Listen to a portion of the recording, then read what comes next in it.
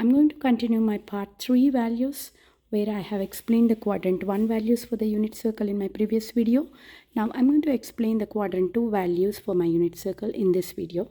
So cos 120 and sin 120 is the x coordinate and y coordinate for this, and for 120 it is cos 180 minus 60. So cos 180 minus 60 is nothing but cos 60, which is cos 60 is 1 by 2. So this will be cos 180 minus theta is minus cos theta. So hence I take the value minus 1 by 2, because when you observe in the second quadrant, cos values becomes negative and sin becomes positive. So here for cos 120 I have here as minus 1 by 2, and for sin 120 similarly we can do for sin 120 it is 180 minus 60, which is sin 60. Okay, sin 60 is nothing but root 3 by 2, and the sign is positive in the second quadrant, so I'm just writing here as root 3 by 2. So this is how you find out for second quadrant values. And coming to 135 here, so similarly for 135 we can do, for x coordinate it is cos 180 minus 45 gives you 135. So cos 180 minus 45 is nothing but minus cos theta, and in theta I have it as 45. Value of cos 45 is 1 by root 2, and I have the negative sign because cos is negative in quadrant 2. So here I am going to write it as minus 1 by root 2. Sign becomes positive, so it is 1 by root 2. Okay, and for 150, you can take cos of 180 minus 30 is 150. Cos of 180 minus theta is minus cos theta minus cos 30. So value for minus and cos 30 is root 3 by 2. And similarly for sin 30 it is positive and it is 1 by 2. So this is how I find out the values for second quadrant here. Okay, so it is minus 1 by 2 root 3 by 2, minus 1 by root 2 1 by root 2, minus 3 root 3 by 2 and 1 by 2. And in coming to the last third quadrant here in the bottom section, quadrant 3, so let's find out the values for that. So for 2, 8, 10 I can write that as cos of 180 plus 30. Okay, so which is cos 180 plus theta, which is nothing but minus cos theta, so minus cos 30, which is nothing but minus root 3 by 2. Okay, and when you observe in quadrant 3 both the values sin and cosine are negative, so the value for sine would also be cosine of 180 plus theta, which is 30, which is minus sin theta, which is minus sin 30, which is minus 1 by 2. Okay, so the value here at 210 is minus root 3 by 2 and minus 1 by 2. Similarly, for 225 it is 180 plus 45.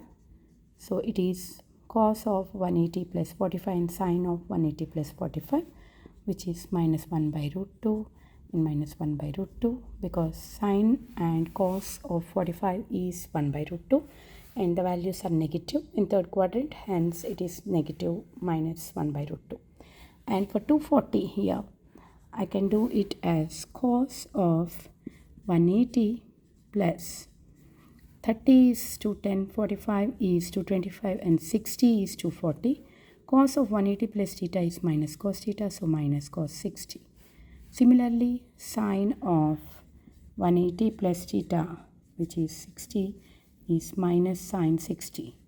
So this is cos 60 is minus 1 by 2, sin 60 is minus root 3 by 2. So both the values are negative here in the last third quadrant. So this is how I got the values here. Minus root 3 by 2, minus 1 by 2 for 210, minus 1 by root 2, minus 1 by root 2 for 225, and minus 1 by 2 and minus root 3 by 2 for 270. Okay, coming for the final fourth quadrant here, I get the values as sine as negative and cosine as positive. So let's take 300 here. This 300 can be written as cos of 360 minus 60, right? 360 minus 60 is what? 300. So when you do that, you see the cosine value is positive, hence it is only cos theta, which is cos 60, which is 1 by 2. And sine, for finding the sine values, 360 minus 60 for the sine, in fourth quadrant it is negative, so it is minus sine 60, which is 1 by 2, minus 1 by root 3 by 2. Okay, so here my quadrants are 1 by 2 and minus root 3 by 2. For 315, I'm going to write it as 360 minus 45 is 315. Okay, for 315. So cos 360 minus theta is, again, here cosine is positive, so cos 45. And sine 360 minus theta is minus sine theta in fourth quadrant. So here it will be 1 by root 2 for cos and minus 1 by root 2 for sine. Similarly, for 330, it is 360 minus 30, which is cos is positive, so cos 30 value is root 3 by 2. And for sine, it is negative value, so minus 1 by 2. You can directly write the coordinates. So in this way, we have written the entire unit circle. And if you can watch all of my 3 videos, in which in my first video I have described what exactly is unit circle and how you draw the radians and degrees.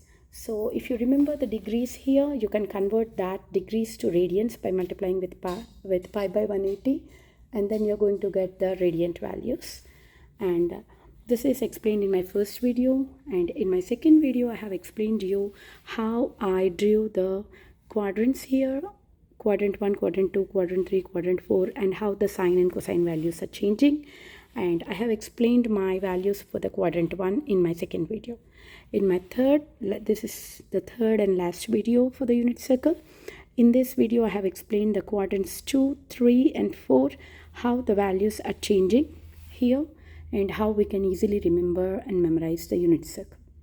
And I hope you all like my video, and please, this is a total glimpse of the unit circle video, and hope you all like my video. Please subscribe to ET Math Academy and enjoy doing math at ET. Thank you.